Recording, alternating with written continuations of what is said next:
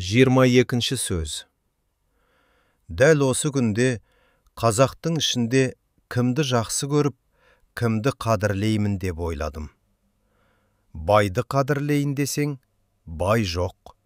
Бай болса, өз басының, өз малының еркі өзінде болмас педі. Ешбір байдың өз малының еркі өзінде жоқ. Кей бай өзі біреумен күш таластырамын деп, 100 кісіге қорғалауықтығынан жалынып, малын үлестіріп жүр. Ойлайды, жалынтып бердім деп, ақымақтығынан. Жоқ, өзі жалынып беріп жүр. Қайыр да емес, мырзалық та емес.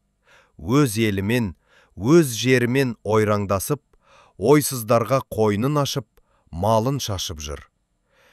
Кей байлар, елдегі құттылар, сүттілер берекелесе алмаған соң, кеселді қулар көбейіп кетіп, көп қорқытып, іздеген нәрсесі жоқ, еріксіз кім болса соған жеміт болып жүр.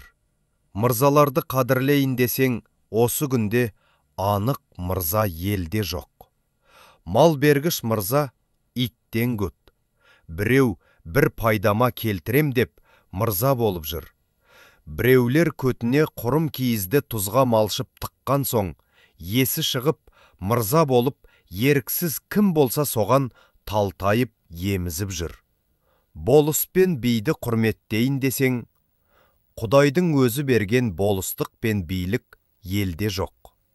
Сатып алған, жалынып бас ұрып алған болыстық пенен биліктің ешбір қасиеті жоқ.